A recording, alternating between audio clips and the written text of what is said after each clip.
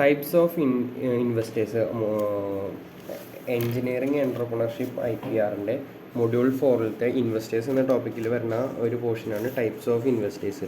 അതിൽ ഫസ്റ്റത്തെയാണ് angel investors. Angel investors are high net worth private individuals who provides financial capital to startup or entrepreneur. അതായത് business തുടങ്ങണം, അതും capital is often provided in exchange for equity stake in the company. Can provide financial injection either once or going basis.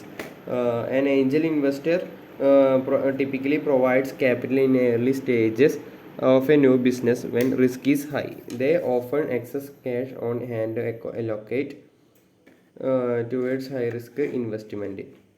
അതായത് Angel investors എന്ന് പറഞ്ഞു കഴിഞ്ഞാൽ അത്യാവശ്യം നല്ല രീതിയിൽ പൈസ, അതായത് ഒരു കമ്പനിക്ക് അല്ലെങ്കിൽ ഒരു ഐഡിയനൊക്കെ ഡെവലപ്പ് ചെയ്യാനുള്ള രീതിയിലുള്ള പൈസ ഉള്ള ആളെയാണ് നമ്മൾ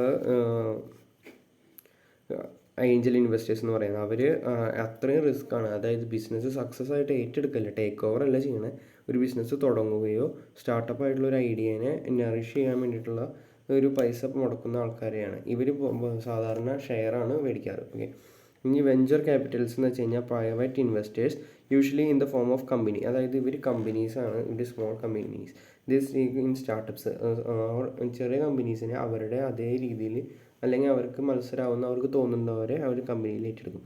Angel investors don't seek fund. ഇവർ ഏഞ്ചൽ ഇൻവെസ്റ്റേഴ്സിൻ്റെ പോലെയല്ല, ഇവർ പൈസയൊന്നും അങ്ങനെ ഫസ്റ്റ് കൊടുക്കില്ല. അത്യാവശ്യം നല്ല പേരൊക്കെ എടുത്ത് വരുന്ന കമ്പനിയിൽ ഇൻവെസ്റ്റ് ചെയ്ത് ടേക്ക് ഓവർ ചെയ്യുകയാണ് ചെയ്യുക. These companies are often looking expand their not means to. അവർക്ക് അത്യാവശ്യം ആ കമ്പനി അത്ര മെച്ചപ്പെട്ട് പോകണമെന്നില്ല, എന്നാൽ നല്ല ഐഡിയാസ് ഉണ്ടെങ്കിൽ അവർ അത്യാവശ്യം ഫണ്ട് ഇറക്കും. ഓക്കെ, ഇനി P2P ലെൻഡിങ് എന്ന് വെച്ചാൽ peer to peer lending it's a form of financing where loans are obtained from other individuals cutting the traditional medium. അതായത് ബാങ്കിൽ നിന്നൊക്കെ എടുക്കുമ്പോൾ നമ്മൾ അത്യാവശ്യം നല്ല ഇൻട്രസ്റ്റ് കൊടുക്കേണ്ടി വരും. ഓക്കെ, അത് നമ്മുടെ ബിസിനസ് ലാഭമായാലും നഷ്ടമായാലും നമ്മൾ എന്തായാലും ബാങ്കിൻ്റെ പൈസ ബാങ്കിന് കൊടുക്കണം. ബാങ്ക് ഒരു ബിസിനസ്സിൻ്റെ ഒരു സ്ട്രക്ചർ ആയതുകൊണ്ട് അത് അതിൻ്റെ ഓർഡറിലാണ് നിലനിന്ന് പോകുന്നത്. ഓക്കെ, പിന്നെ ഇത് P2P ഇതിലാവുമ്പോൾ ബാങ്കുകാരെ മുഴുവനായിട്ട് ഒഴിവാക്കിയിട്ട് ഇതുപോലെ ബിസിനസ്സിൽ ലാഭം ഉണ്ടാവുമ്പോൾ കൊടുക്കുക. അത് ബിസിനസ് ആവുമ്പോൾ പാർട്ട്ണർ ആവുമ്പോൾ നമുക്ക് ലാഭം ഉണ്ടെങ്കിൽ മാത്രം അവർക്ക് പൈസ കൊടുത്താൽ മതി, നഷ്ടമില്ല. ഓക്കെ, നഷ്ടമില്ല എന്ന് അത്ര ഉറപ്പിച്ച് പറയാൻ പറ്റില്ല, ലീഗൽ സൈഡൊക്കെ നോക്കിയിട്ട് വേണം പറയാം. ഓക്കെ, ക്രൗഡ് ഫണ്ടിങ് ഒക്കെ ഉണ്ട്. Include crowd funding business seek to raise capital many investors.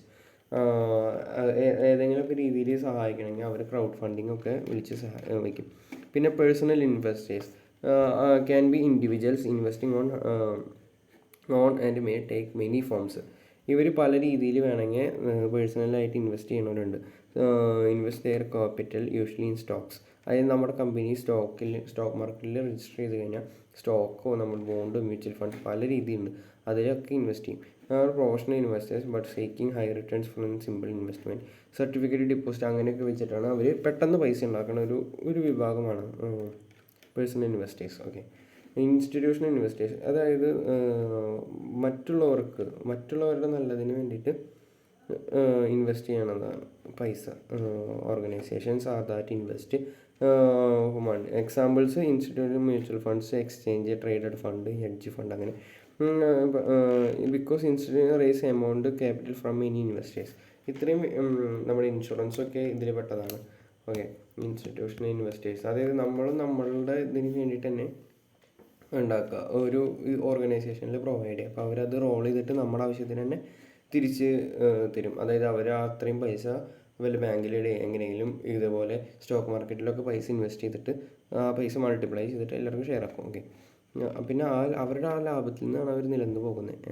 Purchase large asset usually big block, വലിയ സ്റ്റോക്കാണ് മേടിച്ചിടുക. In many ways investment influence price of assets. Institutional investor are large in 45.